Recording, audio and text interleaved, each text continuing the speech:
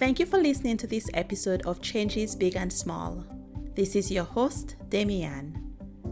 Changes Big and Small will help you take action in your life with intention and purpose.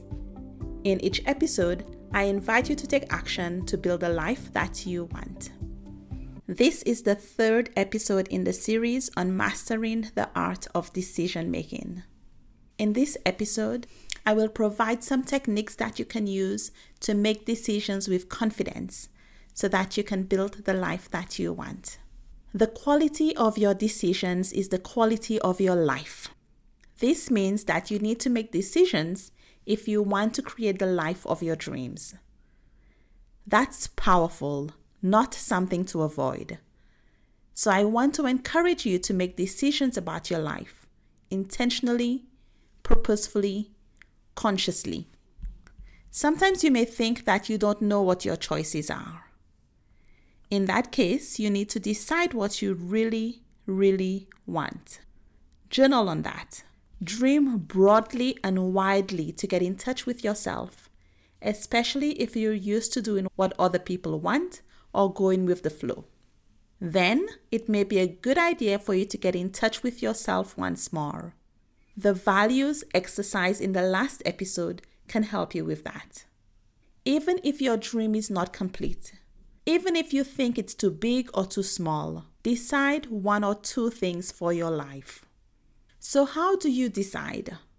Well, you have to decide. I'm not trying to be difficult, but making a decision involves the act of deciding.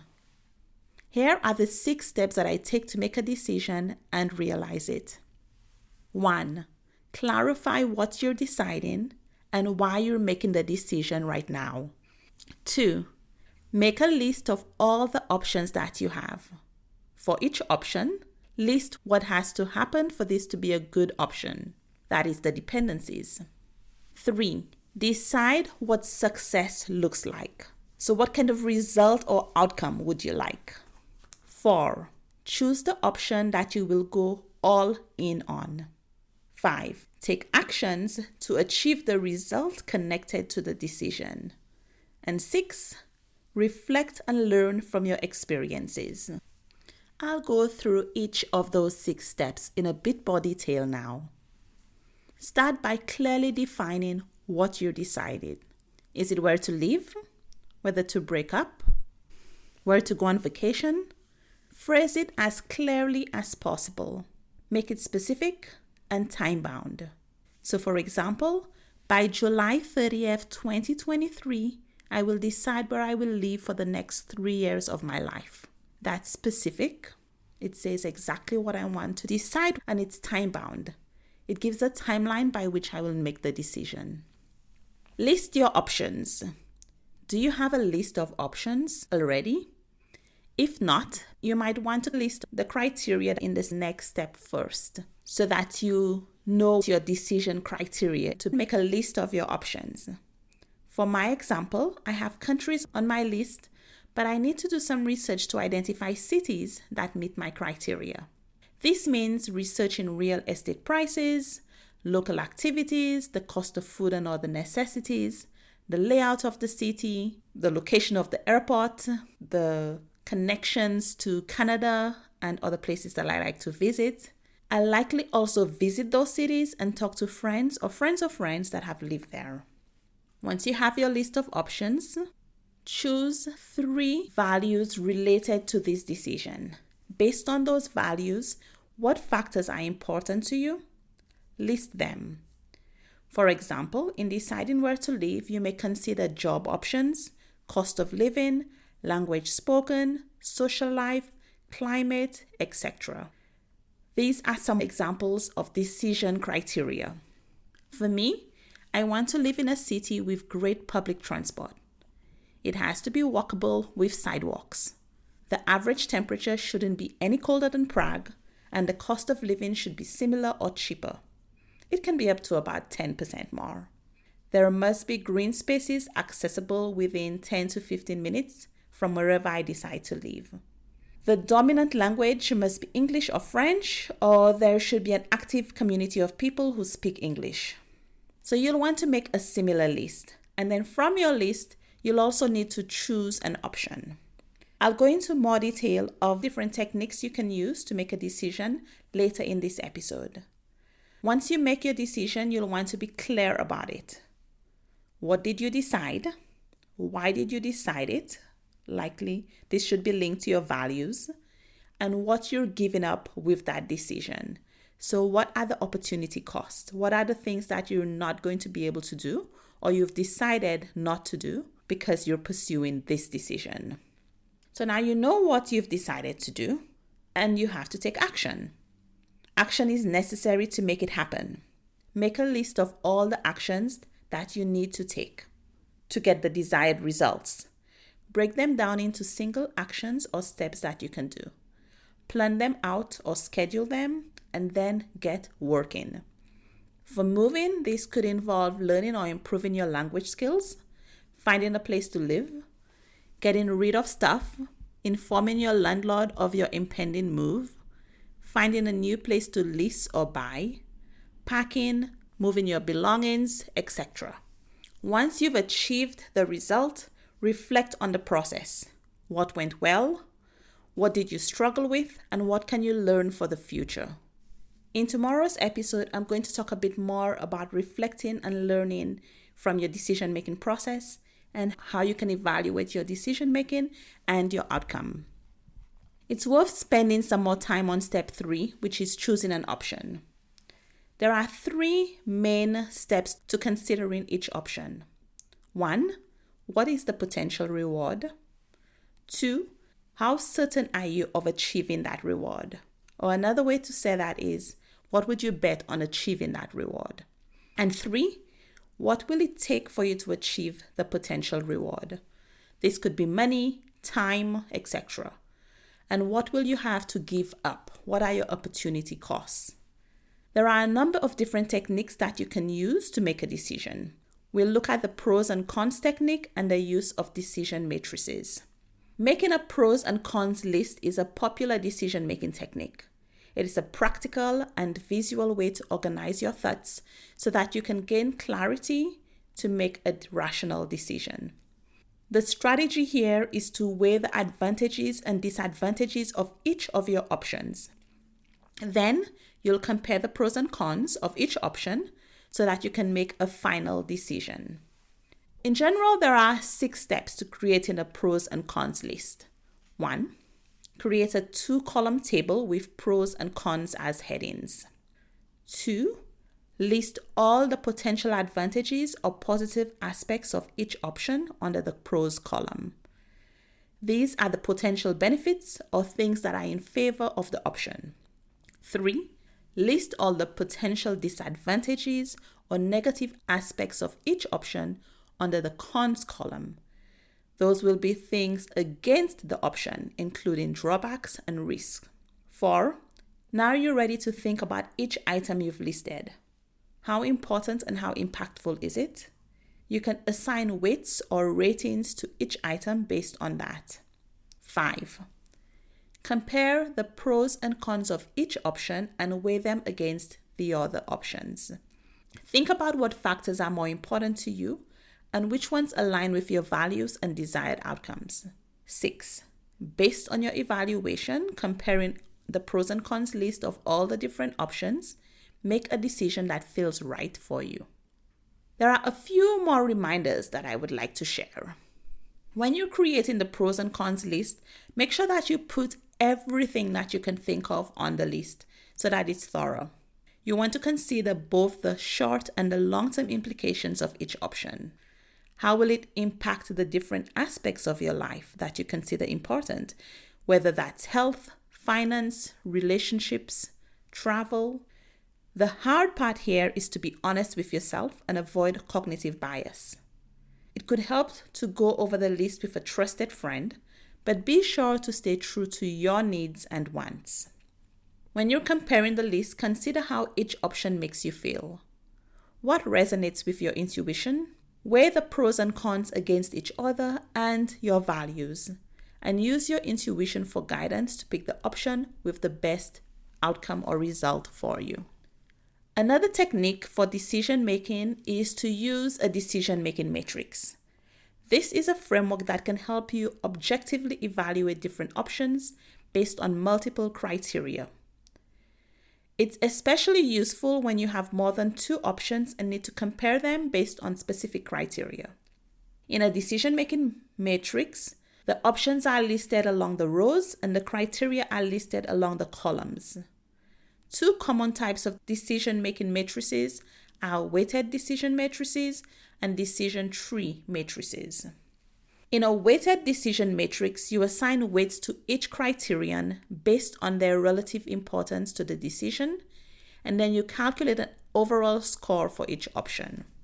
Here also, there are 6 main steps. 1. Create a list of the options you're considering for your decision. 2. Identify the criteria that are important to you in making this decision. For example, if you're deciding between job offers, your criteria could include salary, commute time, work balance, and company culture. 3.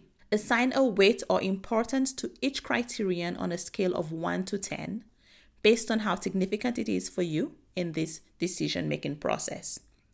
A higher weight means a more important criterion. 4.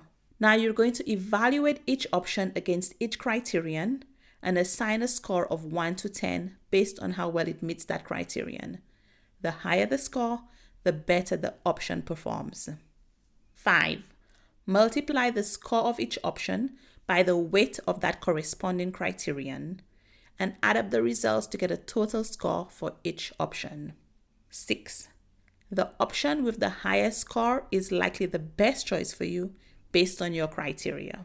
Now, I have to tell you, when I did this a couple of years ago, I was making a decision as to whether to stay in Prague, move back to Canada, or move somewhere else. And when I added up all the numbers, that was not the result that I wanted. It did not match my intuition. And the feeling that I had from the choice that came up was not excitement. It was disappointment. And so I had to think, okay, does this decision matrix actually include all of the things that are important to me? Like, I had to listen to my intuition and think, is this correct? Am I bringing in some confirmation bias here because I've already made my decision on some level and I'm trying to use the decision matrix to justify it? Or is my decision matrix really inaccurate? Are there some criteria that I missed when I created it? Another framework that you can use is the decision tree matrix. In a decision tree matrix, you can use a branching structure to visually represent different decision paths based on different criteria. So you start with a decision point, and then based on the criteria, you follow different branches to evaluate options and make decisions. This can be a helpful way to map out complex decision-making processes and to visually understand the potential outcomes of different choices. Personally, I prefer to use decision-making matrices or pros and cons lists, or maybe I just haven't really had a good use case for a decision tree matrix. If you've used a decision tree matrix, or if you try it out and find it works really well for you, please let me know how you use it. I would love to hear and share with other listeners. Using a decision-making framework can bring several benefits to the decision-making process. They provide a visual representation of options and criteria, which can help you better understand the relationship between them. They also allow you to objectively evaluate options based on your criteria, which can help you make well-rounded and informed decisions. Furthermore, they help you take emotions out of the equation and focus on the facts and on your values. In my example that I shared earlier, you can see we do want to consider our emotions in our choices, right? Like, you don't want to make a decision where you feel miserable. The important thing there is to pause and reflect on what you're feeling, why you're feeling it, and is there something you need to change about your decision-making process. Tomorrow, I'm going to get more into what makes a good decision, but to summarize what I've talked about already today, you want to make sure that the decision you make has a good likelihood of success, that there are good odds for it, and that you have the resources to be able to actually make that decision a reality. Overall, the goal is to make decisions that align with your values and help you build a life that you want. The invitation for today is for you to apply one of the techniques from this episode to one of the decisions you wrote down as invited in a previous episode. If you're just joining the series, you can go back and listen to the previous 2 episodes, or you can start here. What's one decision you've been putting off? Go through the steps of decision making for it. In particular, here are a few options for bite-sized actions. I have 4 choices for you. 1, spend 5 to 10 minutes on a pro-cons list. Write down the pros and cons of each option. 2, take 5 to 10 minutes to practice listening to your intuition. Pay attention to your gut feelings, your instincts, and your emotions, and consider them as valuable inputs alongside rational analysis. It's important to trust your inner guidance and see how it can influence your decision-making process. For many of us, though, we need to do some work on building that awareness of our inner guidance. 3, create a simple decision-making matrix for a decision you're currently facing. Spend 5 to 10 minutes identifying the relevant criteria and assigning weights or importance values to them. Then rate each option based on the criteria and calculate the overall scores. And 4, figure out what decision you want to make. Here's an example from when I did this exercise a few years ago. Here's what I wrote. I would like to make a decision about where to make my home. For most of my life, I have simply followed the job and my interest in living, traveling in interesting places. But as my interest in traveling and moving wanes, and my interest in building relationships with people strengthens, it would be helpful to me to decide where to create my home. It will help me decide what language to learn, do any necessary research and find information, plan for necessary savings, decide what activities to participate in and where, and my employment options may depend on where I live. When I did this exercise, I was on sabbatical. I had left teaching and I was deciding what to do next. The first time I did this activity, I had left teaching. I didn't know what I was going to do next. And so I had some decisions to make. I've repeated this exercise in different ways at least one more time in the last 5 years. That's it for today's episode. Tomorrow, I will look at how we can evaluate the process of decision making and our outcomes, and how we can know when it's time to change our minds. Thank you for listening to this episode of Changes Big and Small. If you've enjoyed listening to this episode, please leave a review wherever you're listening to the podcast. This helps other people find the show. Remember that until the end of this month, I have a special promotion.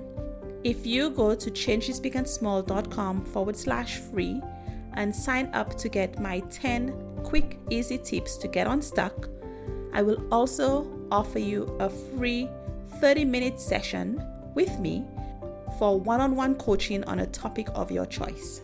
Don't miss out on this opportunity. Remember, change begins with one small step. Let's make it a great week.